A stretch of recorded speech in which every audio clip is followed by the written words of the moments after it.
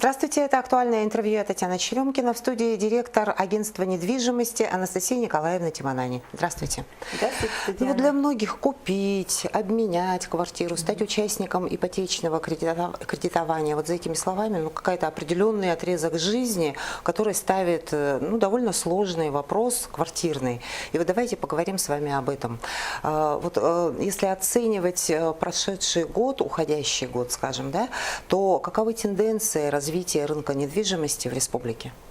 Вообще первый вопрос был, да, по поводу ипотеки, вообще покупки квартиры, да. А у нас в агентстве мы обучаем, когда наших специалистов, мы вводим понятие сделка жизни, да. То есть не каждый человек даже себе в течение жизни может позволить купить квартиру. Но если уж он созрел к этой сделке, то это самая крупная сделка, возможно, в его жизни. И я своим ребятам, нашей команде говорю, что вы должны ее так хорошо провести, чтобы он вас запомнил на всю жизнь и с благодарностью.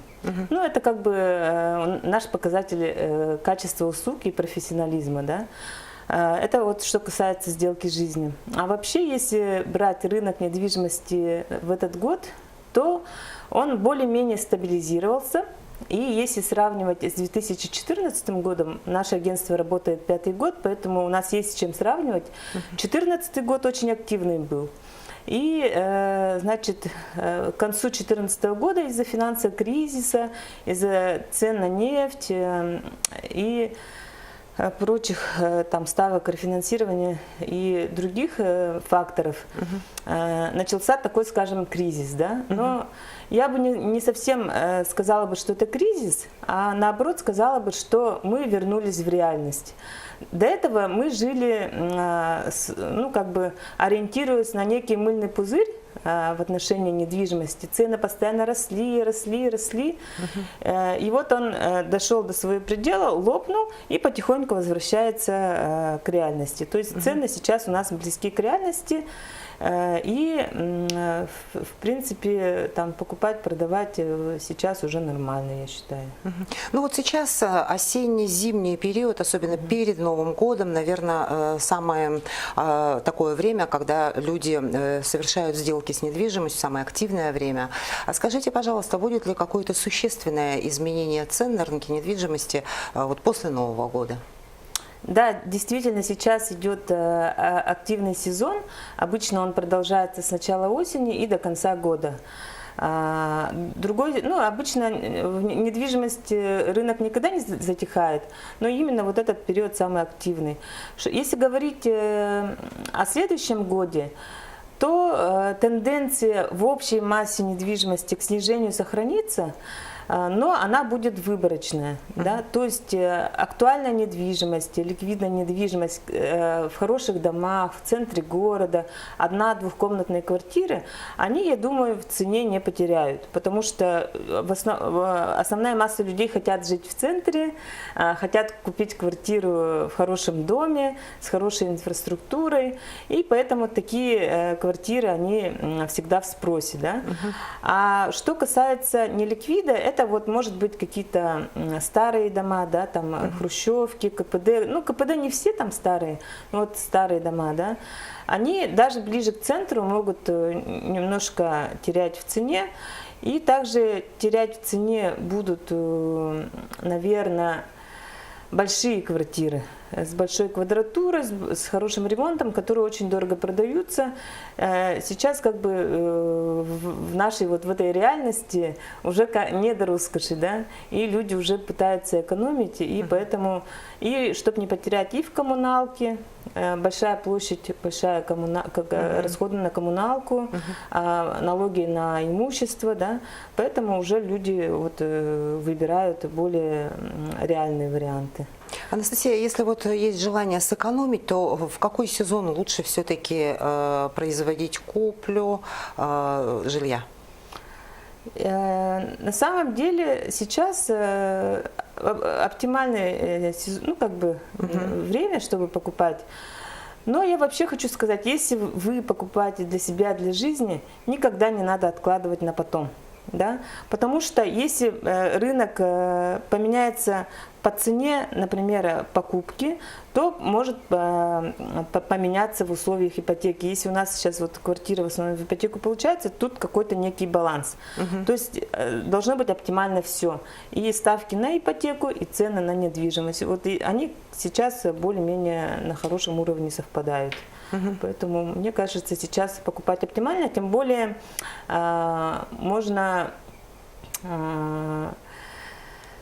в кризис, так сказать, купить очень хорошую квартиру по нормальной цене. Вот, если очень хорошо поискать. Ну вот если очень хорошо поискать как раз. Вот многие же граждане, ну может быть менталитет такой, они предпочитают не обращаться к профессионалам, к риэлторам, делают это все самостоятельно. Вот насколько увеличивается их риск напороться, скажем так, на мошенников на этом рынке? Люди, конечно же, разные, да, и есть люди, которые разбираются в каких-то инструментах, но в последние годы, вот последние 2 года, я замечаю, что все больше и больше людей обращаются к риэлторам. Это несколькими причинами обусловлено, да. Во-первых, это уровень профессионализма риэлторов в Якутске растет, и инструменты усложняются, да. То есть, если в 2014 году там половина сделок была за наличный расчет, это договор подписал, деньги друг другу там передали по расписке, сдали документы в регпалату. То есть очень просто. Сейчас это надо работать с банками. Там, если материнский капитал задействован, то надо работать с пенсионным фондом, договора согласовывать, условия согласовывать, ждать одобрения и объекта, и сделки и самого клиента, да, то есть это долгий такой кропотливый процесс. И многие покупатели обращаются самостоятельно и не могут его сами преодолеть. А риэлтор этим занимается, грубо говоря, каждый день, поэтому для них это обычное дело. Поэтому я думаю, что обращение в сторону риэлторов будет больше и больше, а мы в свою очередь, вот сообщество наше, вот, которое сейчас организовывается потихоньку, будем стараться влиять на повышение услуг в сфере вот, недвижимости в Якутске. Вот вы говорите о сообществе, это какая-то гильдия риэлторов, да? Это вы сами решили объединиться для того, чтобы, видимо, улучшить качество оказания услуг населению? Да, именно, во-первых, предотвратить мошенничество в сфере недвижимости, да, и вот где-то 2-й год профессиональные риэлторы пока что объединились добровольно, там есть у нас активисты свои, в группу в WhatsApp. У нас же в Якутске WhatsApp очень популярный, да, и, значит, в этой группе порядка 150 риэлторов активно сидят и между собой обсуждают самые сложные вопросы, в том числе и сотрудничают по объектам, либо по клиентам, по сделкам. В общем, работа в этом плане ведется, и она вот ускоряется. Я думаю, что в январе уже запустится официальный сайт этой гильдии, да, где на одной площадке будут встречаться и все риэлторы, и, возможно, там покупатели. Ну, посмотрим, как будет, время покажет.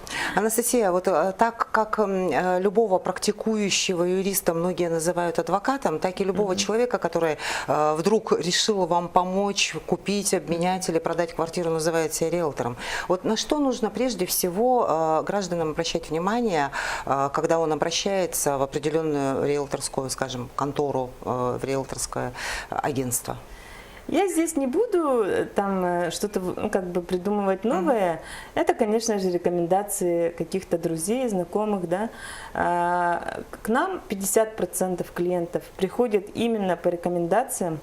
И почти все клиенты очень довольны, там, приносят даже подарки, благодарят вот именно за их сделку жизни, что мы вот провели на высоком уровне. Поэтому я не советую обращаться ко всем подряд, да, а хотя бы поспрашивать, что за риэлторская контора, да, у знакомых каких-то людей, которые могут быть в этой сфере там, знакомы с кем-то или еще что-то. Ну, Ведь часто граждане даже не представляют, сколько на рынке строительных компаний, которые вот возводят эти новые дома, сдают квартиры.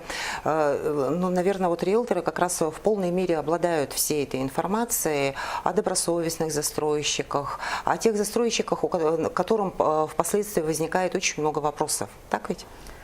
Конечно, это так. Риэлторы каждый день работают с застройщиками, и они почти всю историю про застройщиков знают.